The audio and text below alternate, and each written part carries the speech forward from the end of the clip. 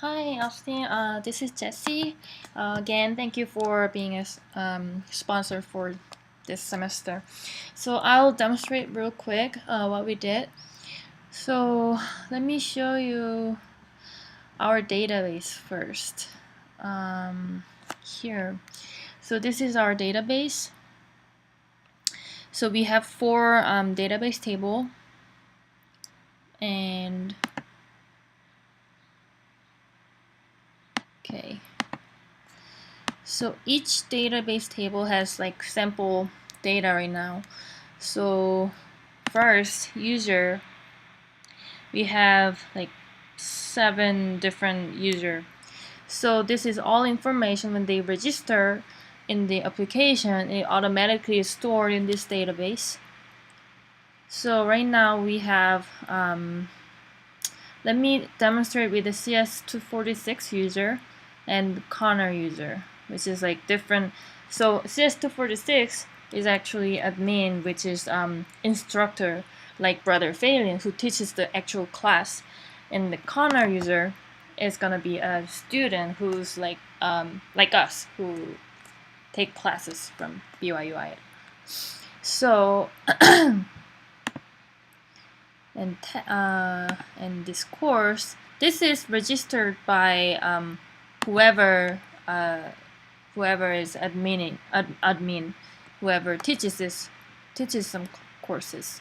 I made this so that instructor register classes, like add their courses, what they're going to teach, and they can add test that belongs to the course. So for example, if CS246 has final exam, and if I'm like Brother Phelan, who's teaching this CS246, I want to add CS246 as a course, and I'm gonna add final exam in this test.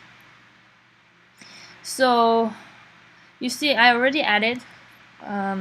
So this is like the name of the test, and this course ID means it belongs to this course. So this test belongs to course ID as 29, which is CS246.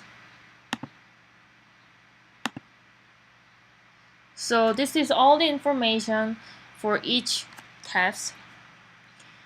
And let me see. And this course user table, this is like connecting course and user together. So my example, CS246 ID is 33, right? So if you see this course user table, okay, sorry, it's the server is kind of unstable. So course user table, and if you see this user ID 33, there's couple, right? So course ID 28 and then course ID 29. So this number 33 user, which is CS246 user, teaches 28 and then 29. So this 29, if I go back to this course, I can track down which test which course it is. So CS246 user is teaching CS246 and then CS313. So let me demonstrate with this application now. So if I write down the username and then the password, or I can try to use a wrong password, and then if I try to log in, it's gonna show that login failed. So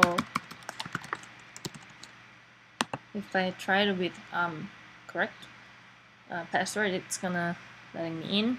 And now if I do the view course, it's gonna show what I'm going to teach, what the CS246 user is gonna teach.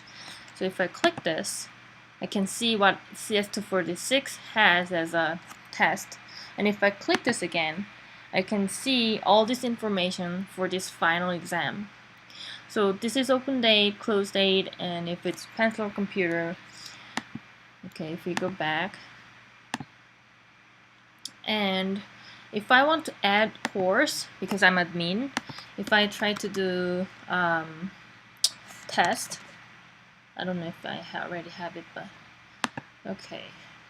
It doesn't show any alert. That's what I wanted to fix it, but I don't know how to do it. So, but it's gonna add in the database right now. So if I click the course again, it's gonna show up this test. See, this has new ID and then test name. And if I go to course user table, it's also gonna store in the last. So this is the new data that I just added. If I go back, and and I cannot add.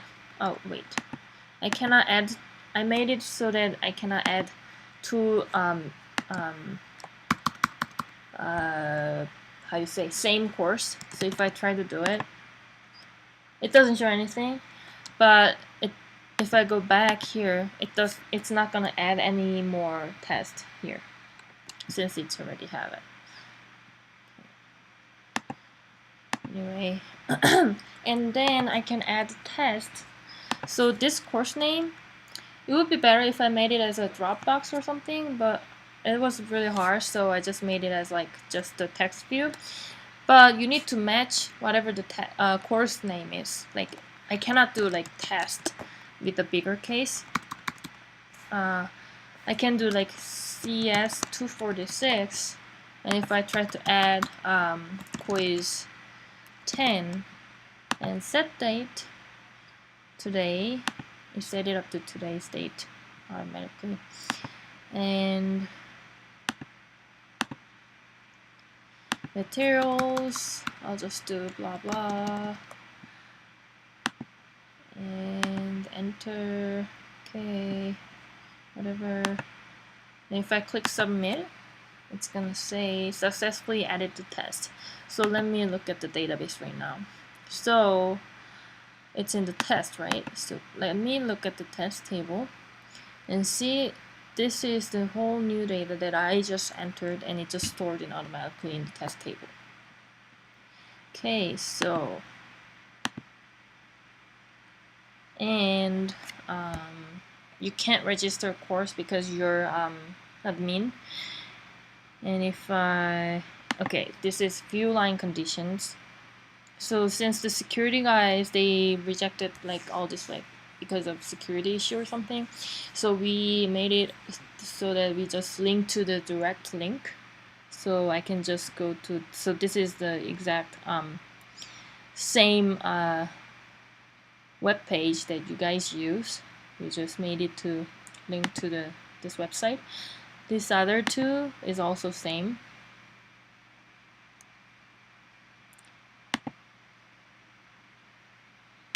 This is also.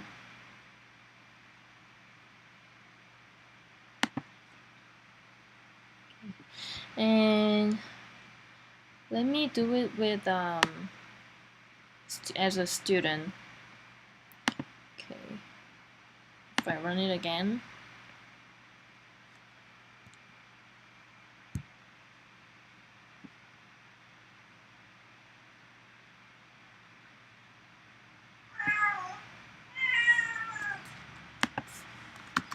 and if I do Connor, which was the student ID,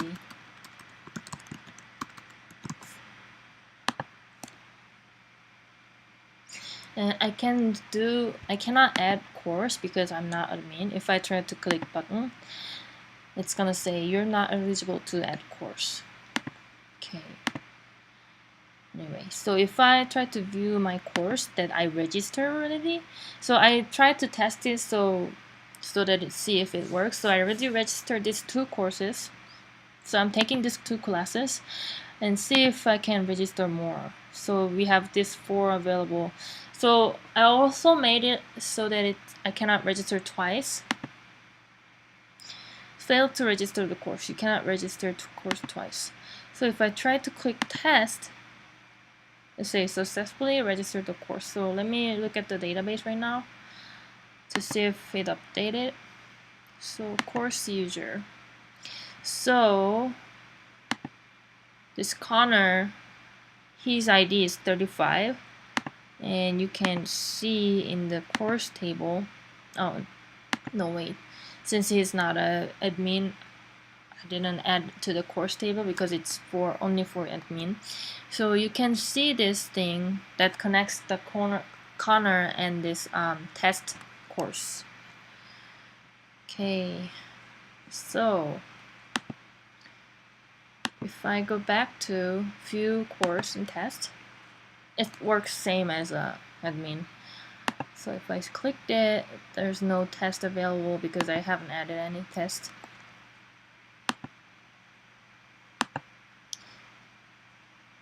cs313 has quiz 1, everything. The other one, the other 3 is all same. So here's what we did. Thank you so much, Austin. See you later. Bye.